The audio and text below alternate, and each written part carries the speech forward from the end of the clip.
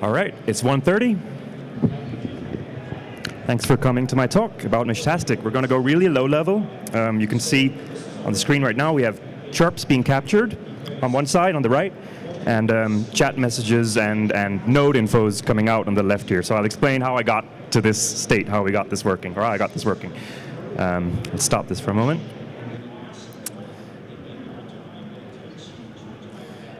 All right, so just real quickly first, what is Meshtastic? Probably most of you who are here probably know this, so I'm going to go a bit fast through these first few slides. But if you don't know, it's an off-grid, multi-mile, low-power mesh network, low power, and it's like very resilient to noise. You can send messages below the noise floor.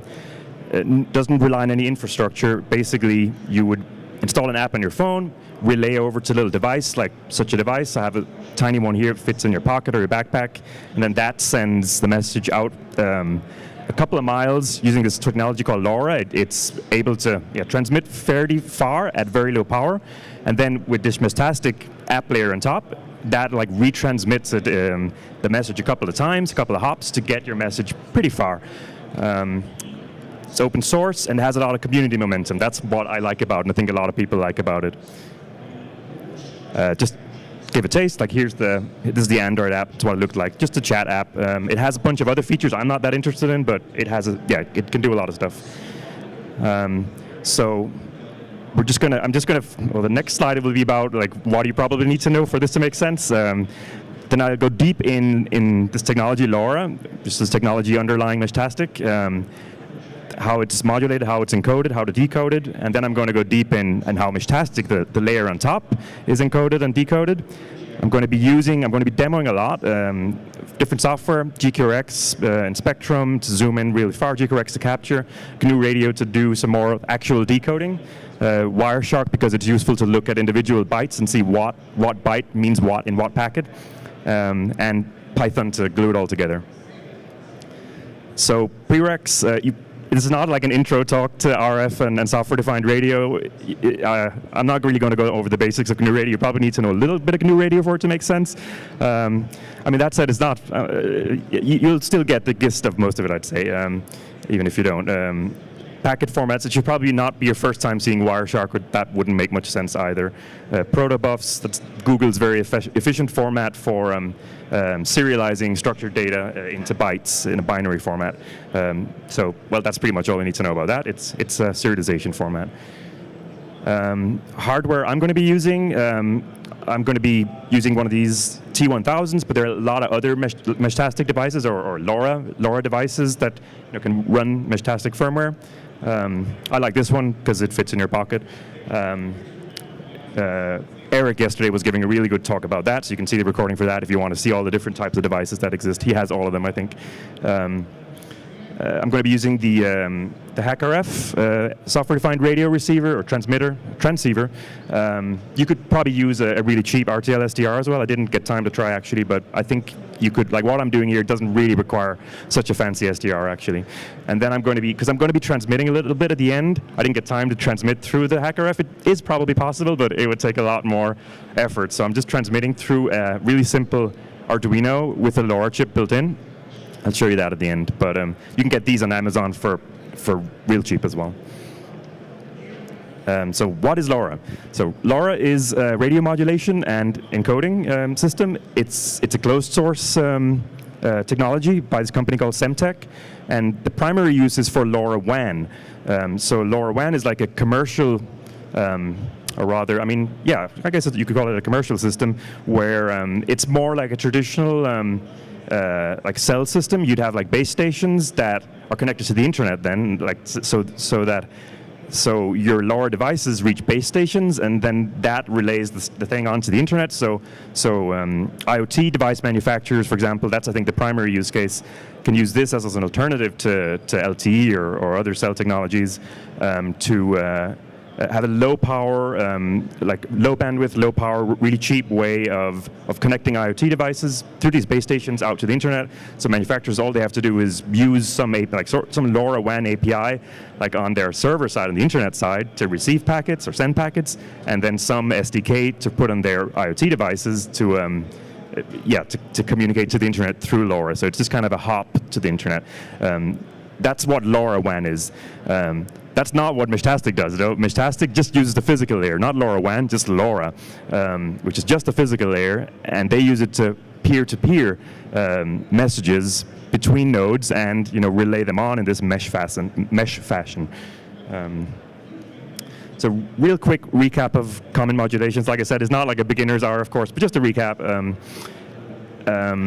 AM modulation, so you might have some, let's say 900 megahertz signal. You might make it stronger, weaker in some wave, a 400 hertz wave, for example, if you were modulating an audible tone. So that would be amplitude modulation.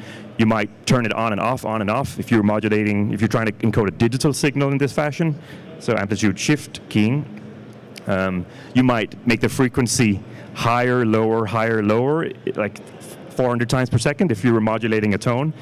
If you were modulating something digital with frequency shifting, you might make the frequency higher for some time, lower for some time, higher for some time to encode ones and zeros.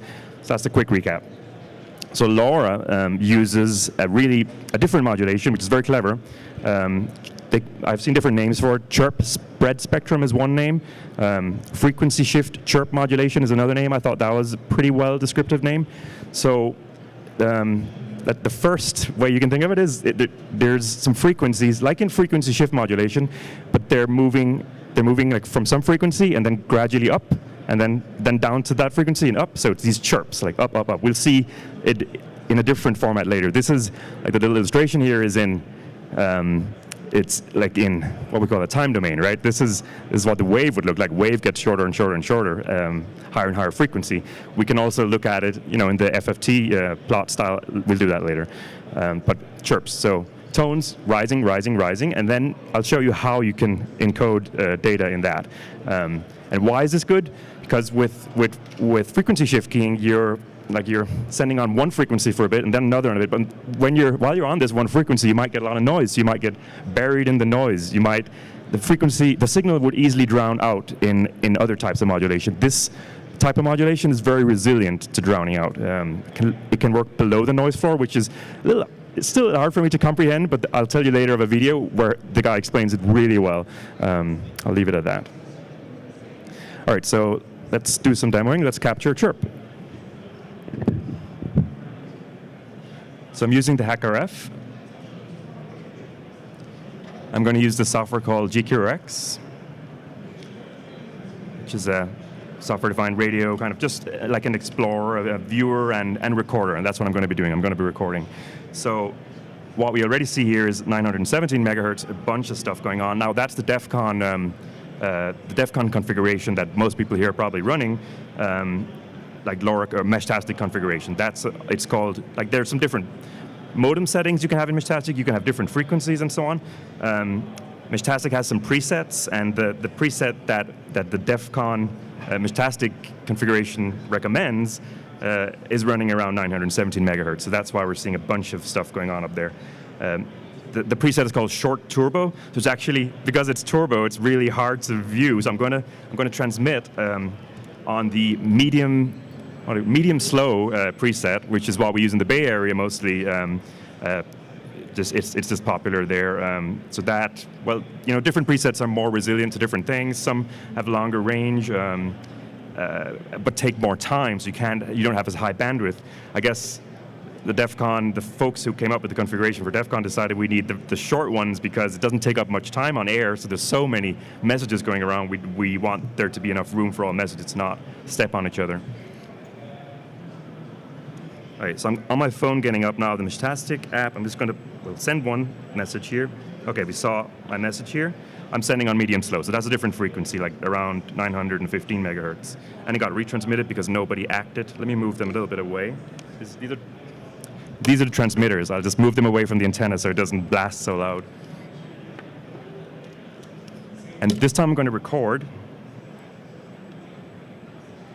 So I'm going to try to time it because the recordings are really big. It's like we're looking at 8 megahertz of bandwidth here, and it's like 100 megabytes a second or something. So I'm just going to record for just a second when I press send. Okay, I got it. So let me. stopping the program. I got this down here. I pressed record. I got this file. We're going to look at that now in a tool called inspectrum. I'm going to launch that.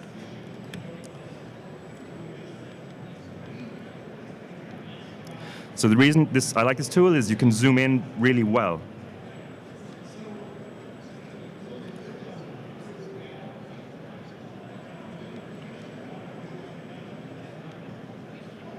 Here we go. So I'd offset, I didn't center it around the tuned frequency. There's some limitations of the HackerF, so I offset it by 1 megahertz. That's why we're seeing it centered around 1 megahertz here. And if you notice, this is, when I saw this, oh, now I understand why the Meshtastic logo is these kind of waves up and down. That's what the modulation looks like when you visualize it. So let's see what next I'll show here. Yeah, I think what I'll show now is this tool in Spectrum, you can enable a grid. Let's do that. Just to kind of help you analyze what's going on. Let's set it at, I just want a grid with four lines, and I'll try to align that. Okay, that's pretty well aligned almost. I go align that at these up chirps. So each chirp here is a symbol, and let's move a little around. At the beginning, there's some. I'll come back to actually how the structure is. There's some up chirps, there's some down chirps, but now we got, like, from the up chirps in the beginning, we could see the width of each symbol. So now I have my grid like set up right for that width. And then there's 2 1/4 down chirps. I'll tell more about that later. And then there's a bunch of up chirps. Let's go here. It's more interesting. Yeah. Okay. So the intuition here is when you've aligned this right, you can see where these up chirps start and then wrap around. This is a good one. It starts kind of in the middle, goes to the top, and then wraps around and goes up there. Goes up to where it started. So this starting position, the intuition here is the starting position is the symbol. So we're trying to send numbers here, right, at the end of the day. So maybe the number we were sending, if bottom is, let's say, 100, bottom is 0, top is 100, then maybe this is the number 80. This is maybe, I don't know, 79, and this might be the number 40 or 30, and this might be the number 20, and so forth. So that's how the encoding works intuitively, like at a high level.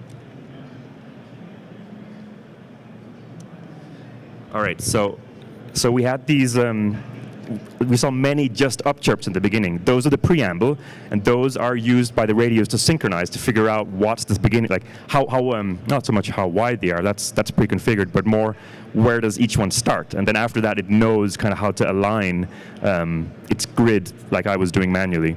There's a sync word, there's like a specific a specific symbol that's encoded at the beginning of the transmission for radios to know, was this part of the application they're using. So like Meshtastic uses symbol, like 1 byte symbol 2B, to indicate that this transmission was a Meshtastic transmission.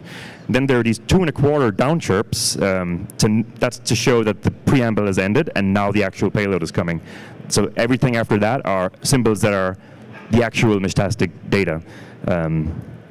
So when we go back here and look, so we saw all of these up chirps, the preamble, and actually the last 2 of them are a little bit off. It's hard to see, but this is supposed to encode the symbol 2B, I believe.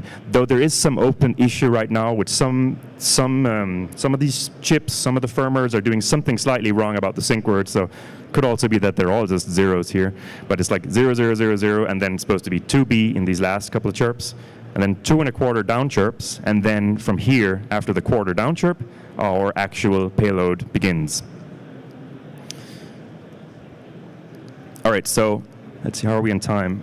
Okay, so a useful property of chirps is that you can get them to almost be like frequency shift keying if when you have your up chirp and you multiply it, like complex multiply it by a down chirp, so you kind of translate the up chirp down, that flattens it. So it becomes like if you have this symbol, an up chirp, this down chirp, you get a flat line. So if you have this discontinued, like this broken one up chirp here, then the first bit will get pulled down to here, and the second bit would get pulled up to here. So you would get a straight line, like frequency shift keying. So that makes it easy. In the end, you just like in your radio receiver, in your decoder, you just multiply all of these, all the up chirps, or the received chirps with the opposite chirp, and that gives you just like a single frequency. So you can just do a Fourier transform on that to figure out where, like which was the dominant frequency in this time span, in this chirp. There's a little animation then showing how we could be sweeping over different symbols we're sending, and then when you combine that with a down chirp, we would get this. We've dechirped it and turned it into just a straight line, and it's basically then normal frequency shift keying, encoding from there. Somewhat. There's more to it. Oh, and a clever thing about the preamble, I thought this was really interesting at least. Like how does the radio synchronize? Like how does it know? Like are we at the right place now? Like have we positioned ourselves at the beginning of the chirp, or are we kind of offset? So how does it do that? Well, turns out you can just put the grid anywhere. The radio can just assume some random synchronization. Let's say it assumed here, right in the middle, right? So it would still be getting the same symbol. If this is 0, this is 100, then it would be getting 50, 50, 50, 50. So the radio just sees, oh, when I got the same symbol many times in a row, 50, 50, 50, 50, then I know I'm in a preamble. And the symbol was 50, oh, then I know I need to move it this much back. Like that's how it synchronizes, right? So it's actually, I can imagine how they've implemented the syncing in that fashion by looking for repeated symbols, getting that symbol that was repeated, and then translating the synchronization window back to the right position. This talk is really good. It goes really deep, and he does like experiments in MATLAB showing why and like how LoRa works below the noise floor, and highly recommended for the demodulation part. He goes really deep. Visual Electric, it's on YouTube. You can, oh, I should mention my slides here are on my GitHub, so you can go and click the links from there. Okay, encoding. So I think I got to move a bit faster now. So there's so we've talked about modulation so far, right? We're getting from radio signals into some kind of numbers. So what happens with these numbers? Well, let's talk first about what would happen when we're sending, right? So first, it adds a cyclic redundancy check. It adds some error detection, right? A hash, just a couple of bytes at the end, just to see that, did the end result turn out right? It does what's called whitening. So that's like it just combines with a known sequence of not random but pseudo-random numbers. So every radio would get the same sequence, but the sequence like doesn't have any repeated long run of zeros. So that ensures that there will be nothing like the preamble anywhere in the payload, because then we wouldn't be able to, then the preamble isn't that unique, right? So the payload could never contain this repeated sequence of zeros. Then it does some forward error correction. It adds some extra bits that it could use to fix if there were errors. Like it can, do error correction. I'll leave it at that. It does interleaving, so it spreads bits from your individual bytes over different symbols, because then that way, if one symbol was slightly misread, then maybe we haven't lost a whole chunk of bytes at least. So that way we can better recover later. So like maybe the forward error correction will help us recover if just like one of the symbols are a bit off. And then gray coding, so that reduces the impact of errors. Gray coding is kind of like binary encoding, but numbers that are close to each other have not very many bytes bits apart. This is because like you might misread the signal slightly. If it was with binary, there'd be a big difference between the number 63 and 64. Like there's a lot of bits that are different, right? So if you misread it slightly, you'd be completely off. Like your bits would be completely off. With gray coding, you might still be able to recover with the other techniques, with the forward error correction and so on. All right, so let's move to GNU Radio to see this. So I'll do a real quick walkthrough of my GNU Radio flow graph here. Receiving the signal from my HackerF, moving the signal down to baseband, down to 0, filter it, because the following block's expected to be around 0, and then frame synchronization. So that's what I was talking about, like looking for the repeated sequence and then moving, and then so like what comes out of this flow graph is like only when it's found, when we're past the preamble and the down chirps, then it starts flowing out of this flow graph. And this and all these blocks were a guy called Joachim Tapperl. He made the open source these blocks that are pretty decent. I tried myself; it was a lot of work, so I ended up using his blocks for the decoding and demodulation. So demodulation, gray mapping, interleaving, all those I just talked about. So the signal flows through all these blocks. De-whitening, that was the descrambling to avoid the long run of zeros. Checks the CRC. Then does some parsing. This is some code I made, just some pretty basic Python code I'll show you in a minute that does the Meshtastic decoding. So it gets bytes. At this point, we're at bytes. Actually, we're at messages. So chunks of bytes come into the Python code, and then we can decode that. I'll show you that in a minute. Yeah, let me just run this real quick. Oh, the device is busy because I still have GQRX open. Let's close that. So that was what I was showing in the beginning before I started. I'll just open the console window I launched this from. So right now I've set it. Let me stop it again. I've set it to print out the symbols. That's what we see up here. The demodulation got the symbols. So in this case, the Meshtastic configuration for DEF CON uses a spread factor of 7. So that means that's how many numbers could there possibly be between the bottom and the top of the chirp, right? So 2 to the power of 7 in this case. So that's that should have been, instead of 2 to the power of 7. Not 2 to the power. It shows that 2 to the power of 7 is 128. So we'll get symbols between 0 and 128. So that block that's printing out the symbols gives us that. It gives us numbers between 0 and 128. 127 rather. 0 and 127. All right. So that's some basic walkthrough of the GNU Radio flow graph. And then I'd highly recommend this talk by a fellow called Matt Knight, who's here in the audience, I know. Who I think was the first person to reverse engineer the LoRa decoding, all of the gray coding and the scrambling stuff I was talking about earlier. That stuff, you can't really read it anywhere. You have to do a lot of experimentation. And this talk walks through very well how they arrived, and I think they were the first to reverse engineer it, how they arrived at the parameters that are actually used here. So highly recommend that talk. So there are different modem settings, like I mentioned. So this is like in the Meshtastic source code. You can go there and you can look up modem setting, different presets for what modem settings you want your LoRa radio configured at. This is one example. Like I said, this is popular in the Bay Area Meshtastic network. So we've talked all about demodulation, all about LoRa, and we have some bytes now. Now we're at the application layer, Meshtastic. So the bytes of a Meshtastic packet consist of first a 16-byte header, where there's like a destination, sender, there's like which channel does this belong to. That's kind of a funky way to do that. I won't go deeper there. And then there's a payload, which is encrypted. You can click here to see the Protobuf definition for this top-level encrypted chunk of payload. But I think it's more interesting, so let's look in Wireshark. So I'll start this again. And what I've done is I've written a small, oops, let's close this. Open Wireshark.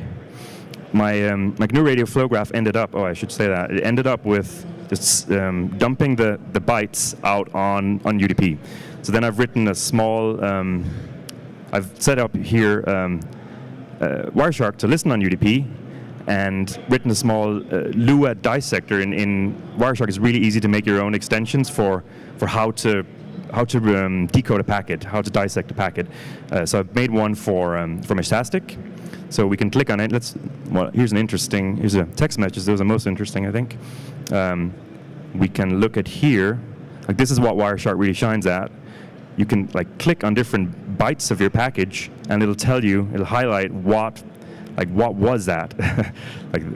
So you can click the other way as well in the tree here. This is the destination. This is the sender. There's a packet ID. There's some flags about how many hops can we take. We don't want it to circle around forever, so it decreases the hops every time it relays a packet on. Channel hash and so on. These first are the 16 bytes of header that are plain text, and then comes the payload, which is encrypted. I've done the decryption over in my Python code that was in the GNU Radio flow graph because that was too difficult to do in Lua. So it's already decrypted by the time it reaches my setup here, my Wireshark setup. So payload says that the message type, what they call a port number, is a text message. actual payload is a text message. Someone sent weep. Node info. Most of the things that goes around are just node info, like nodes transmitting their name, short name, long name, which hardware model it is, the public key if you want to send them an encrypted direct message. So yeah, that's the basics of the packet. Okay, so we're getting close to time, so I'm going to go a bit quick now. The last bit. I'll skip past this. The encryption, yeah, it's a normal AES-256 encryption. The keys are pre-shared. Transmission, you might be interested in. Could be done by an SDR. Much easier just to do with an Arduino that already has a LoRa radio built in. So that's what I did. Like I showed you before, how the bytes are not that complicated, and the keys are already pre-shared. So why not transmit like not using their firmware, just writing your own. So that's what I did here. Actually, yeah, real quick, just show the code. Here's my little sender. Set a few constants here, like what I want my address to be, what the destination should be, broadcast in this case, channel name. Let's scroll down a bit. Here's the real interesting part: build a packet. So it's first using Protobuf here to build a packet, get some bytes, data plane. Packet ID is random in this case. Encrypt the packet, get a packet, like append this header, which consisted of these bytes here. There's like the 32-bit integers destination, sender, packet ID, followed by 4 1-byte fields, the flags, the channel number, and a few other fields. Then you get your packet. I wrote a little Arduino program that just receives these simple commands where you just write your data in hex, and then it sends it out. So if any of you have your Meshtastic device open right now, I'm going to send a message. I'm going to send a few. Sweet potatoes. I'm writing sweet potatoes because that's kind of sweet. It's kind of nasty what I'm doing here because I'm skipping the protocol of Meshtastic. I'm not adhering to what you should normally be doing as a sender on this. You should normally have carrier sense, multiple access, collision avoidance. Like you shouldn't be transmitting on top of somebody else. We're not doing any of that right here. We're just bypassing all of that, not following the protocol of relaying on messages that were supposed to be relayed on. Did any of you get the message? Not? Oh, okay. Let me see. Did I comment that out? Oh, I put it on the wrong channel. Let's set it on the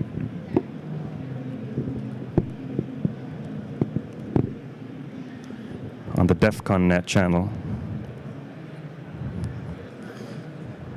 You got it? Okay, great.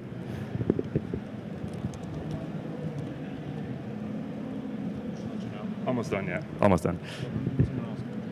Okay. So you could do things like this. I haven't done this before because it's kind of nasty to do. You see what I'm doing? I put a loop around the send, put a little sleep. There's nothing really preventing us from doing that. This is our airwaves. This is unlicensed spectrum. So are you getting a bunch of messages? Just one so far? Okay, maybe the receiver app filters out of it. I hadn't tried this kind of spamming before. I'll stop it again. You get the idea. Yeah. That's it. We're at past time, so it has to be like one question, I think, at most. Thank you.